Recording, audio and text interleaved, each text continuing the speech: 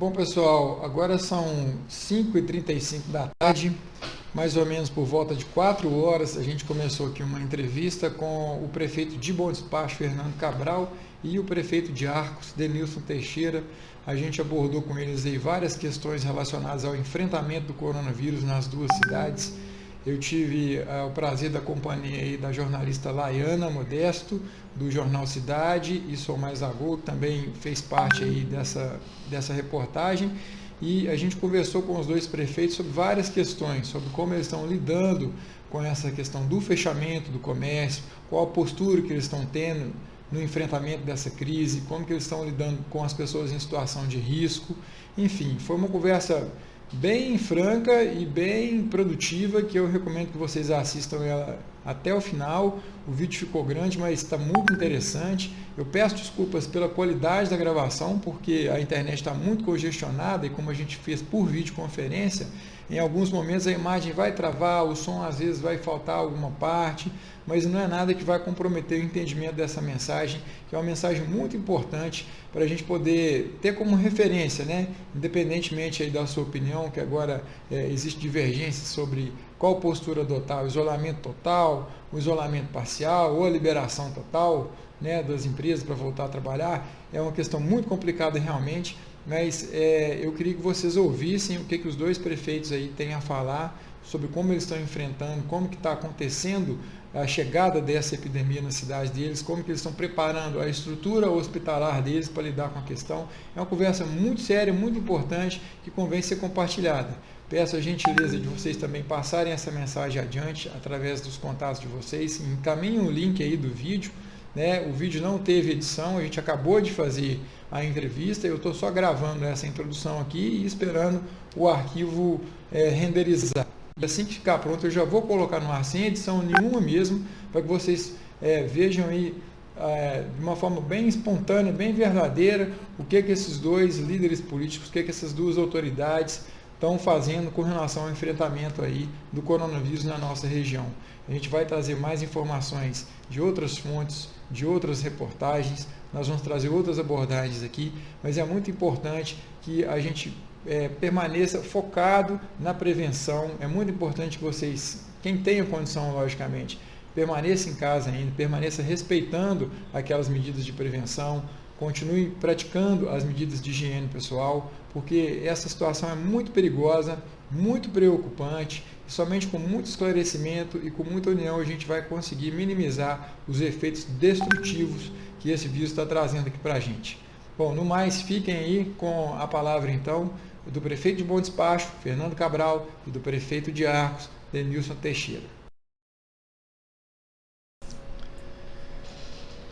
Boa tarde, pessoal. A gente segue aqui fazendo a cobertura aí dos acontecimentos relacionados aí ao enfrentamento do coronavírus em Lagoa da Prata e na nossa região. E agora nós temos aqui conosco mais 3 pessoas para poder ajudar a discutir essa situação. Nós temos aqui o prefeito de Bom Despacho, Fernando Cabral, o prefeito de Arcos, o Denilson Teixeira, e temos a jornalista Laiana Modesto, do Sou Mais Lagoa e do Jornal Cidade. Boa tarde, pessoal. Como é que vocês estão aí? Estão conseguindo me ouvir? Conseguindo me ver bem? Boa tarde, Juninho. Estou te ouvindo bem. Boa tarde, Denilson. Boa tarde, Fernando. Deixa eu só remover essa notificação aqui. Boa tarde, Juninho, Laiana Modesto, caro colega Denilson, boa tarde a todos vocês e boa tarde a todos os telespectadores da TV Lagoa. Boa tarde, Juninho, Laiana, Fernando, grande prefeito Fernando Cabral. Obrigado. E a todos os telespectadores. Bom, pessoal, nós vamos dividir a tela aqui de uma forma melhor aqui para ficar mais fácil todo mundo interagir. E eu vou fazer as perguntas para os prefeitos de uma forma comum. Os assuntos vão ser normalmente os mesmos. Se houver alguma particularidade, vocês fiquem à vontade aí para poder nos manter informados. Bom, de início eu queria saber o seguinte: quantos casos que já foram notificados como suspeitos e eventualmente como confirmados aí em Bom Despacho e em Arcos? E como é que tem sido essa evolução do contágio aí no decorrer das últimas semanas? Fernando, você começa para nós, por favor?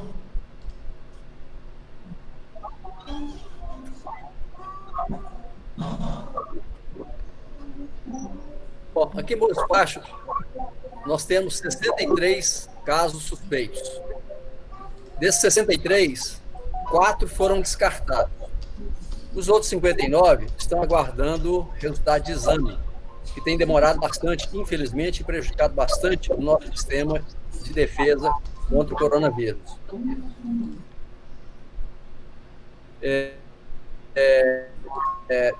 Tivemos 2 casos, o outro continua ainda no CTI. E a nossa preocupação é muito grande, especialmente pela falta de teste rápido. Essa falta de teste rápido prejudica muito o entendimento da situação e o planejamento das ações. Mas essa é a situação hoje. Não temos nenhum caso confirmado, exceto um caso de Bom Despacho que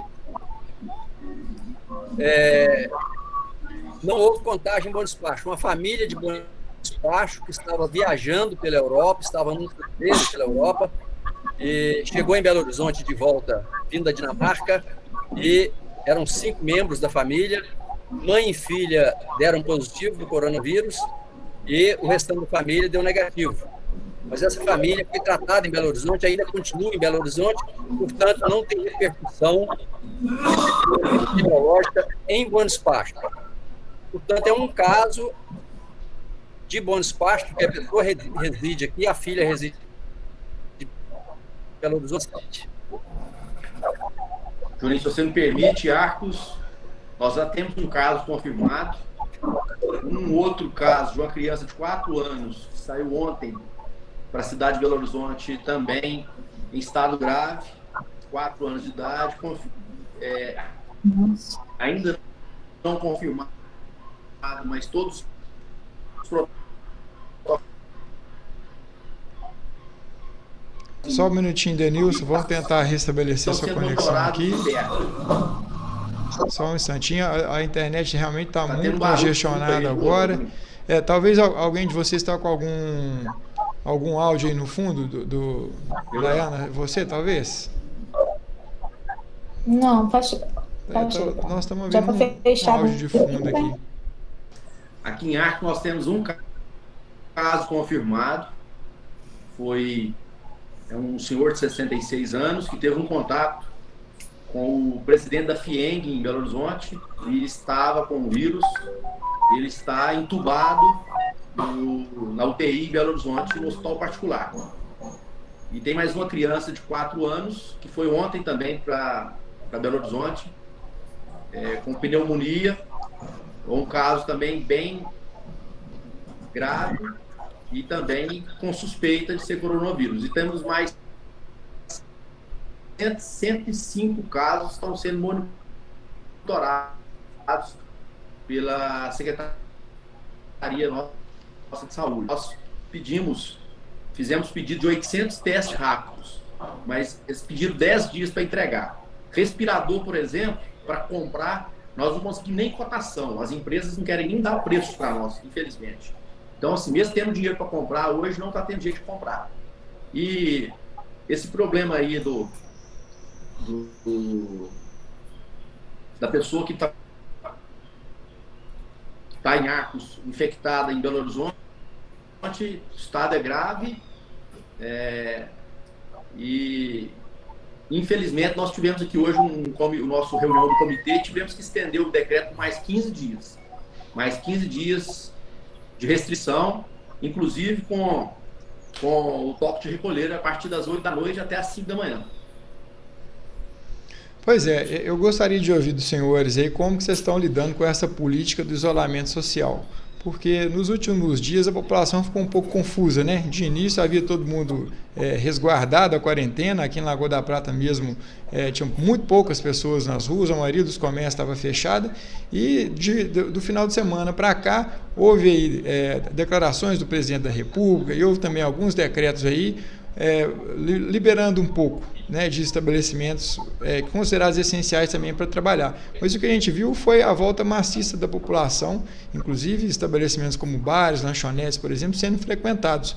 Como vocês estão lidando com essa questão aí em Bom Despacho, primeiramente, Fernando?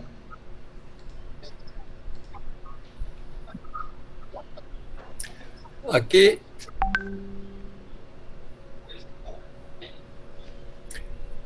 infelizmente, o presidente da República, nesse momento, está prestando um grande desserviço à nação. Os pronunciamentos dele são muito infelizes e as atitudes dele são extremamente irresponsáveis. Quando nós analisamos a evolução da doença no mundo inteiro, a curva do crescimento no mundo inteiro, nós notamos que a situação do Brasil não é particularmente boa. Tem países piores do que nós.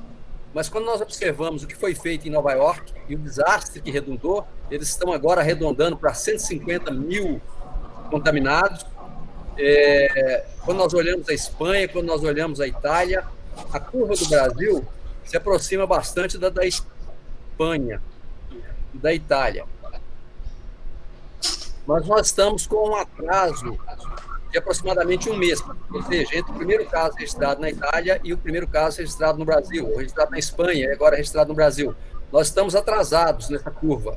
E esse atraso tem dificultado a compreensão de pessoas que não entendem como uma epidemia avança. A situação no Brasil é muito grave, é extremamente preocupante. O isolamento está prestando um serviço ao país. Ele precisa não só ser mantido, como em alguns casos ele precisa ser tornado mais estrito. Infelizmente, os comerciantes querem voltar ao negócio, é razoável, eu entendo perfeitamente, eles estão perdendo dinheiro, a economia está sendo prejudicada, mas nós estamos falando aqui do potencial da morte de milhares de pessoas. Uma cidade como Arcos, uma cidade como Bom Despacho, como Lagoa da Prata, pode facilmente, se ficar descontrolado, perder 50, 100, 150 cidadãos no espaço de uma semana ou duas. Então é extremamente preocupante. Pelo contrário, nós estamos num momento mais grave hoje do que a semana passada. Então precisava que todo mundo voltasse para dentro de casa. E realmente, só os serviços estritamente essenciais, transporte de alimentos, supermercado, farmácias, somente esses permanecessem abertos. Denilson, como é que vocês têm lidado com essa situação aí? Laiana, por favor.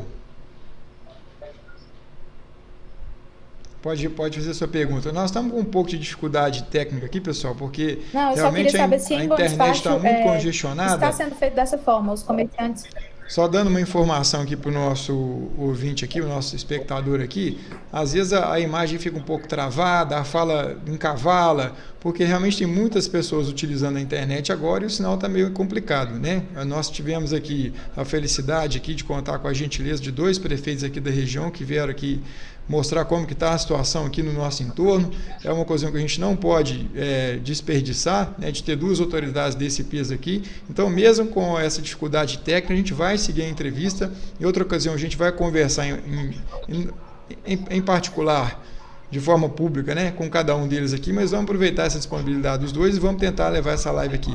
Laiana, eu peço que você refaça a sua pergunta, por gentileza. Eu gostaria de saber como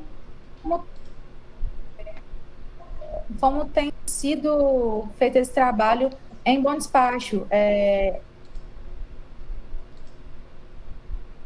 Algum decreto também como toque de recolher? Quais são as ações que estão sendo desenvolvidas aí? Existiu sim, Laiana. Nós temos um decreto com as restrições de comércio, por exemplo. Só autorizamos o comércio estritamente essencial, que, como eu já disse aqui, basicamente farmácia, sistemas de saúde, serviços de saúde e supermercado. Também o transporte e os serviços de apoio ao transporte, que é basicamente borracharia e oficinas mecânicas. Esse basicamente é o que está autorizado. Nós temos 12 fiscais na rua, dia e noite, sábado e domingo, trabalhando e determinando, verificando se as regras estão sendo cumpridas. Temos tido um apoio muito bom da Polícia Militar, que também está na rua conosco. Quando é necessário fazer alguma operação mais forte, e, por exemplo, fechar um estabelecimento recalcitrante, a polícia tem nos ajudado bastante. Nós temos o toque de recolher de 10 horas da noite às 5 horas da manhã, e temos algumas exceções, como, por exemplo, o serviço de padeiro, entregador de leite, essas coisas essenciais para a saúde estão enquadradas na exceção. E, fora isso, nós temos tido uma pressão muito grande dos empresários. Eu fiz uma reunião com eles na Associação Comercial na sexta-feira, expliquei para eles com números, com os fatos, com as curvas da doença no mundo inteiro, que não há condições nesse momento de relaxar. Muito pelo contrário. Se nós relaxarmos, nós vamos ver muitas mortes. Nós precisamos ainda de algum tempo para preparar o sistema de saúde. O Denilson mencionou aí, e eu quero reforçar, por exemplo, teste rápido. Nós conseguimos o compromisso de entregar 40, que é uma mixaria, não dá para 2, 3 dias de trabalho, tá certo? Não dá nem para testar os profissionais de saúde. Mesmo assim, a empresa depois nos ligou dizendo que não tem condições de entregar. Respirador. Não existe possibilidade de comprar respirador no Brasil hoje. O governo federal tem que intervir nisso aí, determinar que as empresas fabricam, porque o respirador é o único tratamento possível para uma pessoa que tem uma pneumonia grave, insuficiência respiratória grave, causada pelo coronavírus. E esse produto não existe no Brasil. Aqui na Santa Casa, nós recuperamos os velhos, colocamos para funcionar tudo que era possível funcionar, tiramos na sala cirúrgica, porque nós temos cirurgias eletivas, e mesmo assim conseguimos 7 no total. Então, nós temos que atender outras doenças, tá certo? Tem aí 3, 4 por conta do coronavírus. Se passar desse número de pacientes, eles vão morrer. Denilson, é realmente uma situação muito complicada, né? Porque a saúde, que deve ser a prioridade, está confrontando com a economia e isso mexe diretamente com as pessoas. Como vocês têm enfrentado esse dilema aí na cidade de Arcos? Que postura que vocês têm seguido? Vocês têm seguido mais na linha do Fernando, por exemplo, de priorizar aí o isolamento? Vocês têm tentado entrar em negociação com a associação comercial, com os comerciantes? Como é que tem sido a experiência em Arcos?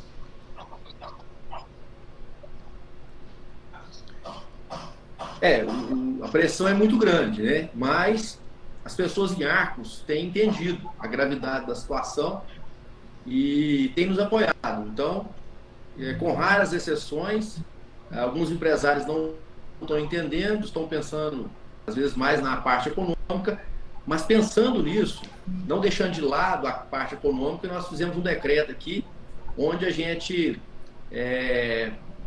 estende pagamentos de tributos, não estão mandando nada para protesto mais, vamos dar uma folga de pelo menos 4 meses para os empresários aqui, para que eles possam ter um fôlego. E os prefeitos de Minas Gerais, através da ANM, nós fizemos uma pressão no governo federal, através de deputados, senadores, para que o governo federal, com tal dinheiro, fizesse as suas ações de forma mais efetiva, mais rápida, porque não tem outra forma, somente o município não dá conta de atender em tempo hábil e a contento as demandas das empresas, das pequenas empresas, das médias empresas. Aqui em Arcos ainda tem um problema, nós temos várias grandes empresas na cidade que aceitaram o nosso plano de contingenciamento, estão atendendo o comitê. Então, essas ações do governo federal têm que ser mais efetivas e mais rápidas, que possam chegar na ponta, que possam chegar realmente na vida do trabalhador, na vida das pessoas, porque senão realmente o colapso vai ser muito grande. Agora não é hora de olhar, vai deixar de fazer essa obra, não. A hora é de tirar tudo que tem para poder investir na saúde, porque com saúde nós recuperamos a economia. Sem saúde não adianta nem pensar em economia, infelizmente. O que o Denilson disse aí, Juninho, é extremamente relevante. Primeiro, município e estado no Brasil não tem meios de tomar empréstimo, lançar título no mercado, etc. Quem pode fazer isso é o governo federal.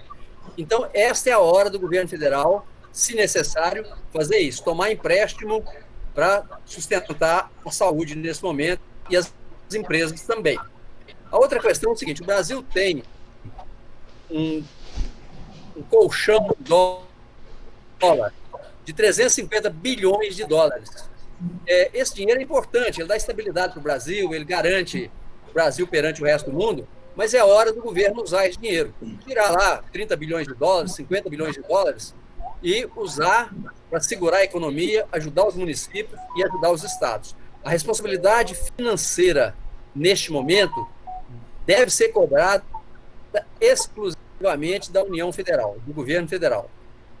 Municípios não dão conta. Os empresários, especialmente os pequenos e médios, não dão conta. E menos ainda o trabalhador. Aquele trabalhador que recebe no final de semana, aquele trabalhador que vive do que recebe no final do mês, ele não consegue sem uma ajuda. E essa ajuda precisa vir do governo federal. Agora, nós temos que afastar essa discussão entre ou economia ou saúde e, ao lado, logo depois, a economia. E nós temos exemplo de cidades e países que valorizaram primeiro a economia e se deram muito mal. Perderam as duas coisas, perderam a economia e perderam a saúde. Um exemplo bom para não ser seguido é da Itália em geral e de Milão em particular. A prefeitura de Milão não para. Milão trabalha, Milão produz, tá certo? E agora lá está Milão, com o maior número de mortos na Itália, todos os hospitais superlotados, morrendo pessoas a centenas por dia e sem condições nenhuma de tocar a economia. Outro exemplo é Nova York, que também demorou muito a tomar as medidas. Hoje, Nova York, por hora, com 100 e tantos mil contaminados. Nova York é campeã americana de pessoas doentes e a economia vai sofrer um baque gigantesco. E nós temos também exemplos históricos. Nós temos a gripe espanhola de 1918 e as cidades que priorizaram a economia em detrimento da saúde, como, por exemplo, a Filadélfia, nos Estados Unidos, se deu muito mal economicamente, além de perder numa semana, por exemplo, a Filadélfia perdeu 4.500 pessoas, que privilegiou a saúde, perdeu a metade dos cidadãos e recuperou a economia rapidamente. Então, nós temos lições a aprender aí. Primeiro a saúde, depois a economia. O contrário vai levar ao pior resultado. Pois é, no enfrentamento aí dessa crise, nós temos duas situações. A primeira que é a prevenção, que é que preconiza o isolamento social, a quarentena, as medidas, né, de distanciamento e de higiene, e temos a contingência, que é o atendimento aos doentes. Como que os municípios de vocês estão se preparando para lidar com essa segunda fase, que é o atendimento dos doentes? Como é que está a estrutura hospitalar de vocês? Que medidas vocês já estão planejando fazer para poder atender um suposto surto, uma suposta lotação aí do sistema de saúde de vocês?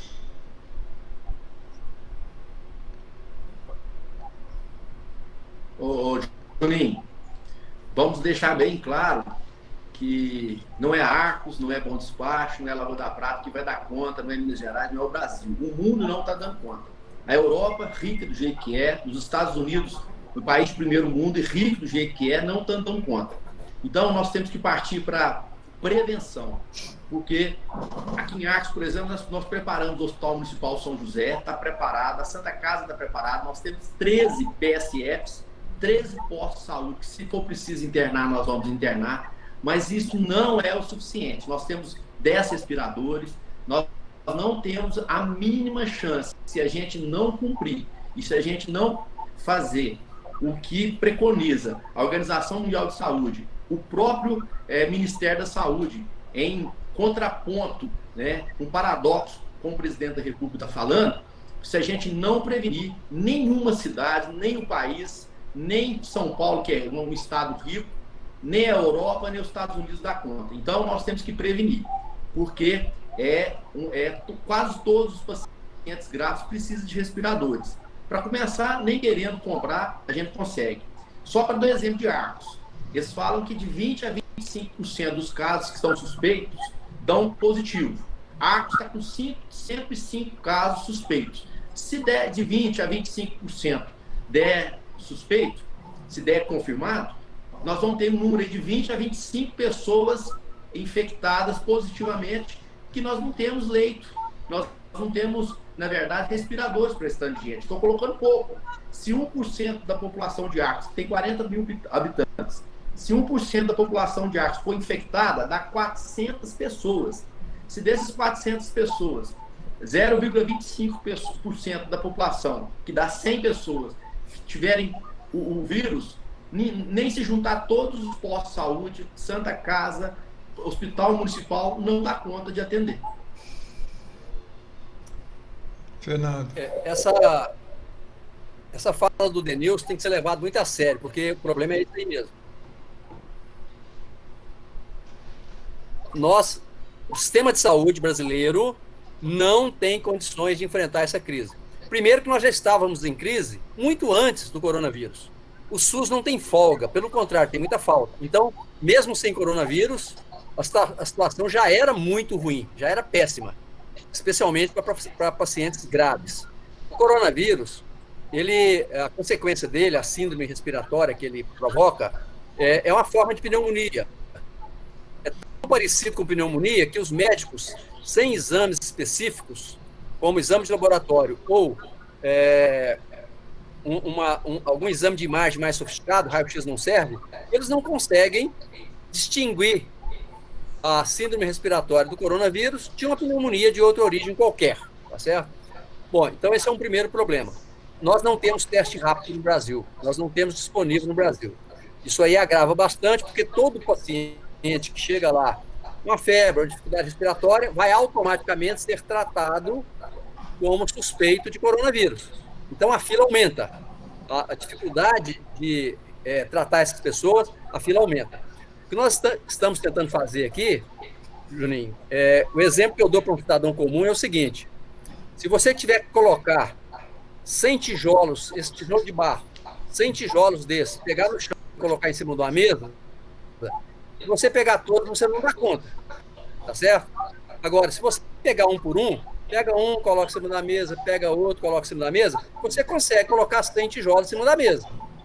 Nosso sistema de saúde é a mesma coisa, que o Denilson falou aí. Um paciente de coronavírus, acometido de uma síndrome respiratória, ele ocupa um respirador por aproximadamente 15 dias. Pode ser um pouco mais, pode ser um pouco menos, certo? Então, quem tem 10 respiradores vai atender 10 pacientes, durante 15 dias está travado. Não atende mais ninguém, porque não tem como. E não adianta nem. Então, o que nós precisamos? Fazer o famoso alongamento da curva ou achatamento da curva. Hoje entram 2, 3 pacientes, depois da manhã entram 2, 3, mais na frente entra um, e aí nós vamos dividindo a carga com os tijolos, que nós não conseguimos levantar 100 de uma vez, mas nós conseguimos levantar um por um. Se atrasar a velocidade da doença no país, nós temos uma chance de evitar muitas mortes. Mas se entrarem todos de uma vez, essa doença ela não poupa pobre e rico. Ela não poupa jovem e idoso. E aqui eu quero desfazer uma outra confusão que tem aí. Estão mais ou menos dizendo que jovem não morre. Primeiro que isso não é verdade. Jovem morre sim, e nós temos até atleta olímpico na cama, no respirador, tá certo? Com risco de vida. Mas o que acontece? No Brasil, a população maior é de 0 a 49 anos. É onde você tem mais gente. Acima de 90 é pouquíssimo, são pouquíssimas pessoas. Acima de 100, em Boa Parte tem 3 pessoas acima de 100 anos. Então, embora o percentual de mortos por faixa etária seja maior, por exemplo, eu vou fazer 70 em breve, o meu risco de morte é da ordem aí de 6, 7%. Quer dizer, de cada 100 pessoas da minha idade, 6 vão morrer. morrer é de 0,7, ou seja, de 200 pessoas, vai morrer 1, 2. Mas acontece que esse universo de jovem é muito maior do que o universo de idoso. Então, na prática, o número de jovens que vai morrer é maior do que o número de idosos. Isso chama-se paradoxo da base. E as pessoas não estão fazendo essa conta de forma correta, dando a entender que praticamente não vai morrer jovem. Não, pelo menos a metade das mortes serão de pessoas abaixo de 49 anos. Bom, a outra pergunta é como é que nós estamos preparando para atender. Primeira parte, vamos tentar não ter que atender. Vamos tentar não ter que atender. Essa é a melhor situação. Mas aqui em Bom Despacho, nós, com a ajuda da Santa Casa, nós criamos 20 leitos de isolamento. Por sorte, nesse momento, nós estávamos terminando a construção de uma maternidade nova com 20 leitos. Essa maternidade não foi inaugurada, ela funciona, a atual funciona no outro local. Então, nós reservamos esses 20 leitos como isolamento para coronavírus. Isso aí vai nos ajudar bastante. E, como eu disse aqui, nós temos 7 respiradores, então podemos tratar até 7 pacientes em respiradores. Só que lembrando, tratamento médico 15 dias. Então, logo, logo vai ficar lotado. Nós também não temos, também é importante falar, nós não temos equipamento de proteção individual para os nossos médicos e enfermeiros e não conseguimos comprar. Então, existe o risco de também os nossos médicos e enfermeiros ficarem doentes, nossos bombeiros, nossos policiais militares, e aí não há como atender também. Com médico doente, enfermeira doente, não há como atender. Então, o problema é gravíssimo mesmo. Vamos tentar fazer com que a doença chegue aqui devagarzinho. Se ela chegar devagarzinho, a maioria vai sobreviver. Mas se ela chegar depressa, a maioria vai morrer. Não tenham dúvida. E vocês falam sobre realmente o sistema de saúde não conseguir atender a população, né? Os dois falam sobre isso. E para algumas pessoas, principalmente as pessoas que estão na zona periférica, para elas faltam até informação. Qual que é o trabalho de orientação que está sendo desenvolvido aí nas cidades para pessoas em situação de rua e pessoas que estão nas zonas periféricas da cidade? No caso de Arcos, Fernando, Laiana e Juninho, no caso de Arcos, nós temos a Secretaria de Desenvolvimento e Integração Social que está nas ruas, toda a equipe fazendo um monitoramento. E nós colocamos, inclusive, aumentamos as cestas básicas para as famílias de maior vulnerabilidade e colocamos também o leite na cesta básica, cesta verde, e estamos fazendo alguns cadastramentos de pessoas que ainda não estavam no cadastro único para que possam ganhar as ajudas do município, do estado que vier e do governo federal. Então essas famílias todas estão sendo monitoradas, criamos o plantão social para que essas pessoas possam ligar e tirar suas dúvidas e, se caso estiver precisando de alguma ajuda, informar para nós, porque nem todos os casos a gente fica sabendo. Muitas das vezes, as pessoas que mais precisam, a equipe para rodar a cidade, nos lugares mais vulneráveis, para que a gente possa fazer esse trabalho social aí que está funcionando bem aqui em Arcos. A situação aqui é muito semelhante a essa de Arcos. O trabalho que o Denilson está fazendo aí é o trabalho que nós estamos fazendo aqui. A Secretaria de Ação Social também está trabalhando efetivamente nas ruas. De novo, muitas vezes sem o equipamento necessário, porque eles estão visitando famílias, estão indo às casas. O resultado tem sido bom. Nós já fizemos cadastramento de várias famílias, já atendemos aqueles casos mais graves com cesta básica. Agora, eu aproveito para chamar a atenção aqui de um problema que é constante no Brasil, né? Que são os aproveitadores. Eles vão na rede social e reclamam que não tem apoio, que não tem ajuda, etc. Essa semana nós tivemos 2 famílias que são assistidas por nós, receberam benefício continuado, receberam cesta básica, estão recebendo apoio psicológico e são 2 casos, 2 famílias diferentes, mas o caso é muito semelhante. Foram na rede social, pediu o cidadão dizendo que não tem comida para os filhos, está morrendo de fome, que ninguém ajuda, não sei o quê. Essas duas famílias já tinham recebido alimento suficiente para o mês, já tinham recebido dinheiro e estavam em todos os programas de apoio. Então, também nós temos esse problema aí de combater esse tipo de estelionato, que agrava a situação, porque aumenta a demanda do sistema de defesa social. Enquanto nós estamos atendendo ou resolvendo esse tipo de estelionato, nós estamos deixando de atender quem precisa. E esse é um problema sério, esse tipo de boato ou esse tipo de abuso. E aqui quero aproveitar, você falou sobre comunicação, né, nas periferias, realmente é muito difícil. Nós estamos tentando usar muito as rádios, porque as rádios locais têm alcance na periferia.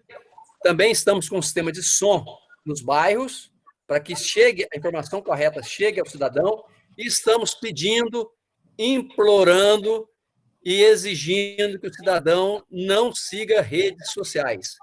As redes sociais estão carregadas de boatos. Elas são extremamente perigosas. Estão desinformando a população, estão trazendo risco de vida para a população. Por exemplo, aquela história aí da cloroquina ou da hidroxicloroquina, aquilo é extremamente perigoso.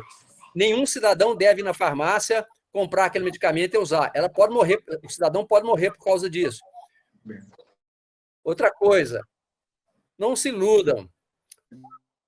Os testes feitos até agora na França são inconclusivos.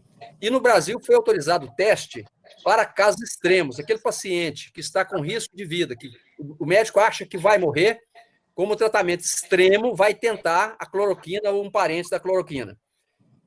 Mas não há nenhuma garantia de que vá realmente resolver o problema. Então, esses boatos são muito perigosos. E a outra questão, nós temos aqui na página da prefeitura, pelo menos 2 vezes por dia, nós atualizamos quantos suspeitos, quantos confirmados, quantos não confirmados, quantos morreram. Temos na parte da prefeitura, atualizado permanentemente. Mas o que acontece? Vai um cidadão aí, cria um boato, joga na internet e fala que morreu 1, morreram 2, morreram 3, morreram 10 de coronavírus, tá certo? E aí a população entra em pânico. Então, nós temos pedido à população para não fazer isso. Ouça os comunicados oficiais da prefeitura no rádio, ouça os comunicados oficiais da prefeitura nos carros de rua, mas principalmente nada. Nós estamos revelando tudo. Nós queremos que o cidadão tenha total consciência do que está acontecendo. E nós só publicamos informações corretas e confirmadas. Então, a comunicação tem esse problema aí. A nossa comunicação social está de plantão permanente, 24 horas por dia. Todos nós jornalistas trabalhamos de noite para manter a população informada. Mas, infelizmente, ainda tem os problemas dos boatos, das famosas fake news, que são problemas sérios. Ô, Fernando, e como é que os meios de comunicação de Bom Despacho têm se organizado com relação a isso? Aqui em Lagoa, a gente tem tido uma parceria, uma simbiose muito grande entre todos os veículos aqui, os jornais, rádios, sites, os portais de notícia, né? Todos têm tentado levar a mesma mensagem, né, de uma forma até sincronizada aí para a população. E nós temos indicado sempre acompanhar os canais oficiais, que vêm através da prefeitura, e os veículos tradicionais, que têm a responsabilidade, o cuidado de buscar a informação da fonte certa e apurada. Tem funcionado dessa forma aí em Bom Despacho e também em Arcos? Denilson? Não, aqui a comunicação está sendo muito bem feita, e eu tenho que agradecer as rádios, os sites de notícias, todos os veículos de comunicação, jornais escritos, têm nos ajudado muito, dado uma importância e ajudando na divulgação. Né? O que a gente fica triste, o que o Fernando falou, pessoas, às vezes, aproveitadoras e pessoas que jogam notícias falsas, né? Mas, de um modo geral, aqui em Arcos, está bom. Estava melhor. As pessoas estavam melhor antes do presidente fazer o pronunciamento dele. Confundiu muitas pessoas o pronunciamento dele. Eu acho que não ajudou em nada. Eu tive que correr no outro dia em todas as rádios, falar que não mudou nada em Arcos, devido ao pronunciamento dele. E a gente sentiu, né, que esse desfavor, desse desserviço que ele fez para a cidade, para todas as cidades, fez com que as pessoas voltassem para a rua. Aumentou muito a movimentação de pessoas na rua, principalmente aqui na cidade de Arcos, tendo em vista a fala do presidente. Nós temos que deixar claro, a minha política, do Fernando, a gente tem sempre prezado por isso. A gente cuida da saúde, mas a gente não está deixando de lado a questão econômica, mesmo porque afeta diretamente os cofres públicos. Se a gente não arrecadar, se a gente tiver dificuldade financeira, como é que a gente vai, depois de passar essa pandemia, como que nós vamos manter os serviços essenciais da população? Aqui, né, são várias escolas, creches, hospital municipal, Santa Casa que a gente ajuda, e Corpo de Bombeiro, SAMU, enfim, zona rural, nós estamos preocupados sim com a parte econômica, porque nós precisamos de arrecadação, o empresário precisa também vender para poder gerar emprego, continuar gerando renda, nós não estamos alheio à parte da economia, mas no momento agora, nós temos que focar os esforços praticamente todos na parte de saúde. Por quê? Porque assim que a gente sair disso o mais rápido possível, a gente vai focar os esforços todos na parte econômica. Perfeito. Juninho, o Denilson falou o essencial, tá certo? Aqui em Boa Esporte também nós temos tido um apoio muito bom da imprensa, todos os rádios de Boa Esporte têm nos apoiado de forma muito sistemática, os jornais também, os jornais de internet, os blogs sérios da cidade têm apoiado também a ideia. Aparece uma outra exceção, né? Até porque nós estamos no ano eleitoral, tem gente querendo tirar proveito disso, e acaba dizendo que o prefeito está prejudicando a economia da cidade. O que o Denilson falou aí é muito importante. O prefeito, na verdade, ele é o primeiro prejudicado. Por exemplo, o ISSQN, que é o imposto municipal, nós já estamos muito prejudicados aqui, estamos deixando de recolher. Eu tenho certeza que Arcos também, e todas as cidades. O prefeito é o último que quer qualquer prejuízo para o comércio, porque o prejuízo reflete diretamente na prefeitura de várias formas. Nós deixamos de arrecadar ICMS, nós deixamos de arrecadar ISSQN, o IPTU, as pessoas mais fracas acabam atrasando, nós deixamos, as pessoas deixam de receber os seus salários, se desempregam e vão viver penduradas na Secretaria de Desenvolvimento Social. Então, a prefeitura leva um baque muito grande. O baque que nós estamos levando, todas as prefeituras, é muito grande. E também cria... Hoje, um empresário veio discutir comigo aqui, eu falei para ele, escuta, você acha que eu estou fazendo isso, tomando essas medidas drásticas, desagradáveis, para ganhar popularidade? Porque nós só estamos levando prejuízo. Você não está trazendo popularidade, eu também não sou candidato. Esse é meu último governo. Mas, assim, eu estou desagradando as pessoas, estou criando situação difícil. Qual é o benefício que o prefeito ganha com isso? Zero. O prefeito está se queimando politicamente para salvar vidas, trabalhando de forma responsável. Então, a prefeitura vai ser prejudicada, a imagem do prefeito vai ser prejudicada, e nós corremos um risco realmente interessante. Se tudo der certo, se isso que eu estou fazendo aqui, o Denilson está fazendo em Arcos, o Ailton está fazendo ali em Luz, o Juvan está fazendo lá em Moema, se tudo isso der certo, sabe o que vai acontecer? Nós seremos criticados da seguinte forma: não precisava daquilo. O problema é exatamente isso que nós estamos fazendo é que vai salvar vidas. Esperamos que salvem todas.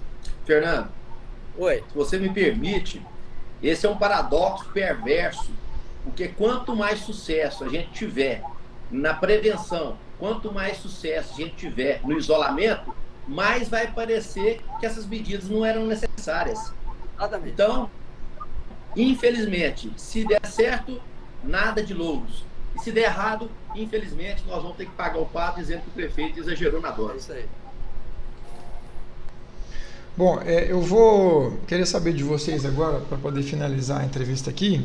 Vou conceder a palavra à Laiana também, para ela poder refazer a pergunta que ela ia fazer quando eu interrompi. Mas antes eu queria que ela desse uma informação para a gente sobre o boletim epidemiológico aí do Estado. Como é que está a informação aí dos casos notificados aí no Estado e, se possível, aqui na nossa região, Laiana? Tem como? Sim, aqui na nossa região centro-oeste de Minas, em Carmo da Mata já tem um caso confirmado, em Divinópolis 9 casos, Em Lagoa da Prata já são 2 casos. Em Santo Antônio do Monte também foi confirmado 2 casos, aqui na nossa região centro-oeste. E em Minas Gerais são muitos casos, né?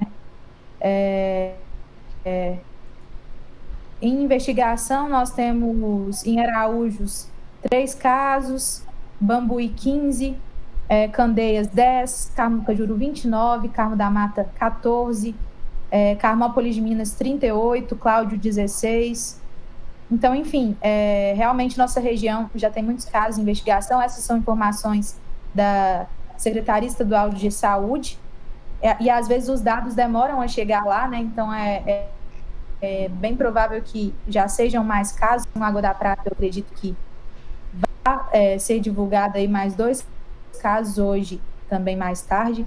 Então, realmente a situação é bem preocupante. E a pergunta que eu queria falar para vocês em relação, acho que vocês já começaram a me responder sobre isso, mas em relação aos esforços mesmo dos municípios em dar uma informação mesmo precavida, igual vocês têm desenvolvido, brigando com o governo federal, né, que é muito sério isso, porque aí a gente envolve a questão do fanatismo e a questão do chefe da nação estar informando de uma forma diferente a situação. Fernando. Oi. Você pode falar primeiro. Olha, a situação realmente é o seguinte: esse era o momento que nós precisávamos que o presidente da República fosse presidente da República, presidente do Brasil, sem ideologia, tratar o assunto de forma técnica, seguir as orientações da Organização Mundial de Saúde, seguir o exemplo dos outros países naquilo que deu certo e deixar de seguir naquilo que deu errado. Nós já temos muitos exemplos de coisas que deram errado e temos exemplos de coisas que deram certo. Não fazer divisionismo, não fazer ideologia, não fazer discurso de campanha, como ele continua fazendo, infelizmente. Nós precisamos de homogêneas para proteger o povo brasileiro. Mas, infelizmente, nós não estamos vendo isso. Na falta do presidente, essa responsabilidade recai sobre os governadores e sobre os prefeitos. Eu posso garantir que a carga em cima dos ombros dos prefeitos tem sido muito grande. Mas, felizmente, com raríssimas exceções, os prefeitos têm honrado o compromisso com o bem-estar da população. Eles têm se queimado, têm lutado com dificuldade, têm lutado com uma oposição muitas vezes desinformada e muitas vezes eleitoreira, interessada, mas vejo, pelo menos aqui na região centro-oeste, que os prefeitos têm agido, em sua maioria, tem exceções, mas sim com muita técnica, com muito respeito pela saúde do cidadão. Vamos pagar um preço por isso? Vamos pagar um preço político. Mas o maior preço que nós pagaríamos seria não poder dormir com a consciência tranquila, sabendo que 10, 20, 30, 40, 50 pessoas morreram porque não tivemos coragem de dizer e fazer o que precisa ser dito e o que precisa ser feito. Esses números que você mostrou aí indicam apenas que nós entramos no primeiro passo da famosa equação exponenciais, casos 32, 64, 128, 256, 512, 1024, é assim que progride essa equação. Ela é muito rápida. Basta ver os Estados Unidos hoje, já está com mais de 150 mil casos. Se você olhar 15 dias atrás, tinha poucos casos. Ela é muito rápida. E nós vamos ver isso aqui na região, uma expansão muito rápida, com todo o esforço que nós estamos fazendo. E se não fizermos, aí será o desastre total. O Brasil não precisa agora de politicagem, né? O presidente acabou de ser eleito, faz aí um pouco mais de um ano. A eleição dele está muito longe. Se você perguntar a eleição municipal desse ano, para mim está muito longe. Nós não estamos nem pensando em eleição agora. E ele já está pensando na eleição daqui a 3 anos. Então, assim, eu acho que foi um desserviço à população, aos brasileiros. E eu acho que isso não contribui em nada, essa divisão, essa ideologia que ele está querendo criar em torno do nome dele. Então, assim, é uma guerra. Numa guerra não tem vencedores. Então, todos vamos perder. Nós vamos perder na saúde, vamos perder na economia, vamos perder dinheiro. O momento agora é dos prefeitos trabalharem para perder menos vidas, perder menos na economia. Então, porque perder já vai perder. Infelizmente, todo mundo vai perder. Quem aplicava em bolsa vai perder, já perdeu. E quem aplicava seu dinheiro em determinado serviço estão perdendo, né? É cansativo para as pessoas que estão na linha de frente, médicos, enfermeiros, técnicos enfermeiros, PSFs, enfim. Perder, todo mundo vai perder. O nosso papel agora é trabalhar com afinco para perder menos. Então, eu acredito que esses prefeitos da nossa região que fizeram um bom trabalho, com raras exceções, como diz o Fernando. Várias pessoas me ligaram, vários prefeitos amigos e algumas cidades me ligaram perguntando qual foi a receita do bolo aqui em Arcos. Eu falei que nós não inventamos nada, nós não inventamos a roda, nós copiamos onde estava dando certo e tentamos aprender com os erros daqueles que erraram, né? A cidade, por exemplo, de Milão foi um erro grotesco, né? A Espanha errou muito, a própria China errou muito, nós estamos tentando aprender com eles, não fazer o mesmo aqui e fazer aquilo, minimizar os impactos do vírus, porque o impacto vai dar, já está dando, né? O Fernando deve estar gastando absurdo, sem poder, às vezes, já gastava muito na área de saúde. Aqui nós gastávamos 26% do que arrecada, a obrigação é 15%. Então, desses 26%, agora nós estamos bairando os 30%, tendo em vista a crise que foi gerada por esse coronavírus. Lembrando que várias cidades, inclusive a minha, tivemos um problema sério no final do ano, início desse ano, com enchente, um problema de natureza de chuva. Então, nós estamos recuperando a cidade, zona rural, toda a cidade foi devastada pela chuva, a gente tirou dinheiro de obra para colocar na recuperação e agora vem isso.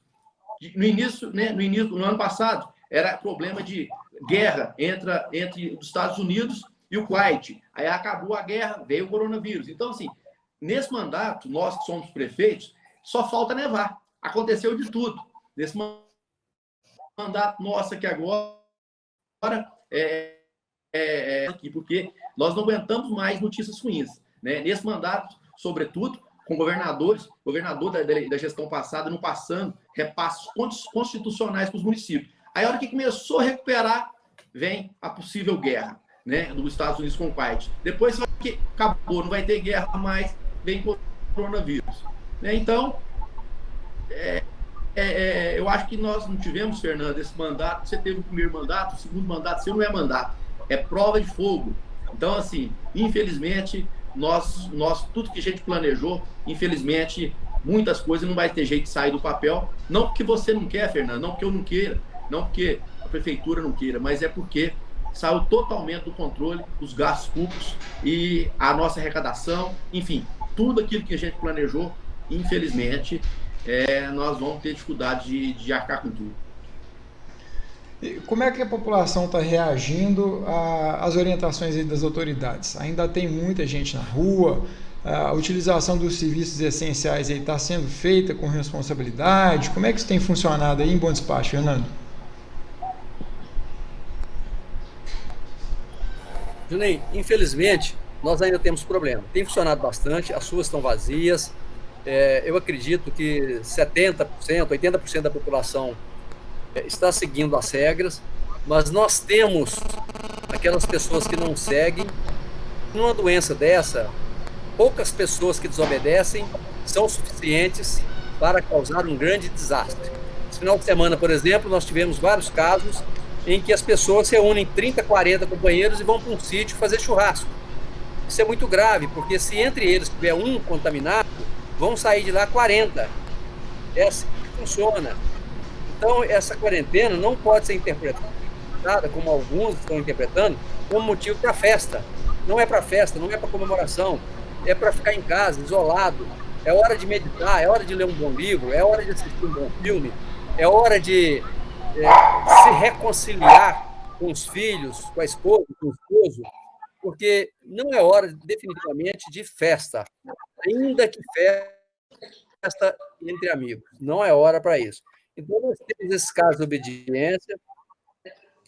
Quando isso acontece, que a gente fica sabendo, né? Nós vamos com os nossos pais, nós vamos com a polícia, às vezes, mas é extremamente desagradável quando isso acontece. As pessoas deveriam cuidar melhor da sua saúde da sua família, da saúde do seu vizinho, da sua comunidade e da sua cidade.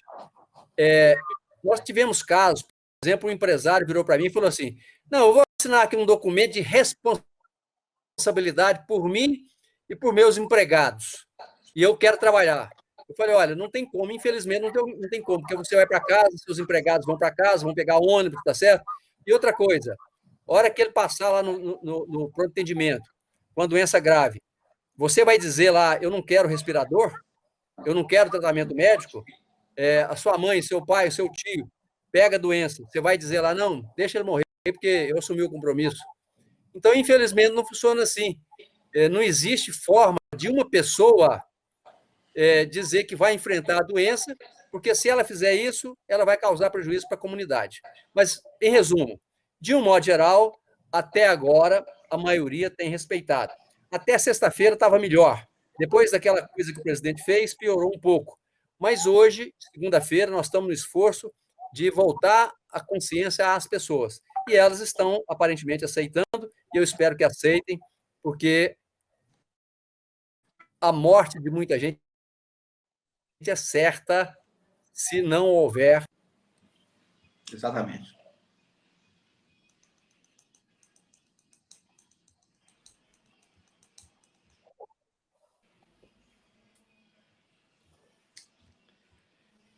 Pois não, Juninho?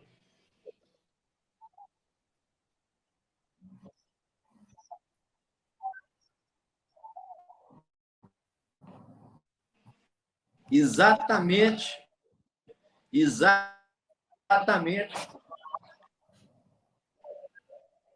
como o Fernando apontou, igual o de Montes Baixos, né? Todo mundo seguindo à risca, apoiando as determinações do município, do decreto. A partir de sexta-feira, começou a ter bate-boca em rede social, porque um que defende Bolsonaro, outro que não defende, né? Começaram a bater boca, discussões que não vão levar a nada, e gerou uma disputa, ao passo de sábado, aqui em Arcos, quererem fazer uma manifestação. Ia ter. Não teve, não sei se foi porque choveu também, acho que a polícia militar exigiu que tivesse um coordenador dessa carreata, não apareceu ninguém. Mas queriam fazer manifestação para voltar hoje todos os serviços. Então, essa fala do presidente, infelizmente, né, vai contra, inclusive, o ministro dele. E outro problema, nós corremos um sério risco de perder um grande ministro. Porque o Mandetta, se continuar essa disputa interna lá, o Mandetta vai largar a pasta e vai ser ruim para nós brasileiros, porque é um grande ministro. E eu digo mais, nós damos sorte. E o Bolsonaro também dá sorte, porque ele tem uma grande equipe. A equipe dele é muito boa. Porque senão já tinha dado problema há mais tempo. Mas se ele não manter, se ele não aprender o que é ser um presidente da República, a liturgia do cargo, ele não acaba o mandato dele. Porque ele está gerando conflitos internos, inclusive com militares. Essa é uma notícia de hoje, quentinha, né, que um amigo meu, senador, me contou. Ele está gerando conflito, inclusive, com as pessoas que ele tanto preza, que são os militares. Então, ele tem que ter muito cuidado, né, ter muita sabedoria. Eu acho que meia-culpa aí, pedir desculpa não é vergonha para ninguém, eu errei. Eu estou em contra não só o Brasil, eu estou em contra o mundo inteiro. Não é possível que todo mundo está errado, o mundo inteiro. Estados Unidos, aquela potência toda, Itália, Espanha, o mundo inteiro está errado e ele está certo. Só pode ser isso, né? Então, nós vamos ter que aprender muita coisa com ele. Mas nós não estamos aqui fazendo juízo de valor, mas eu acho que uma palavra dele, gente, errar é humano, eu errei, estou aqui para reparar meu erro.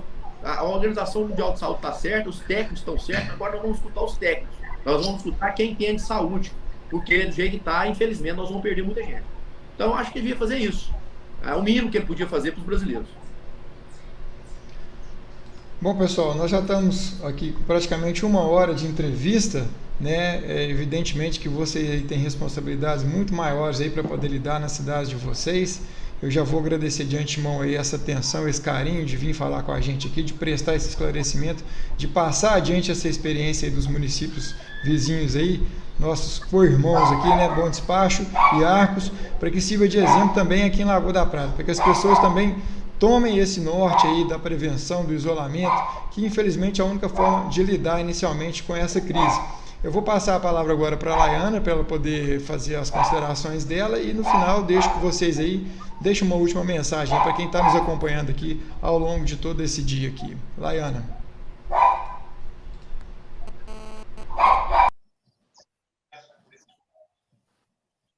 Pessoal, muito obrigada pela disponibilidade, realmente, em estar passando todas as orientações e o trabalho que está sendo desenvolvido aí nas cidades de Bom Despacho e Arcos. É louvável o que vocês estão fazendo, porque realmente é uma situação em que vocês perdem muito, perdem com a imagem do prefeito, e precisa ter muita coragem, pulso firme para lidar com isso da melhor forma. E a gente percebe que, infelizmente, a realidade que a gente vive na cidade é diferente. Então, assim, que sirva de exemplo mesmo para Lagoa da Prata, o trabalho que está sendo desenvolvido aí por vocês. E, assim, que os comerciantes, quem esteja ouvindo a gente, dê a devida importância a essa pandemia, porque realmente é muito sério. E vai chegar aqui para a gente, né? Já é inevitável. Já chegou, né?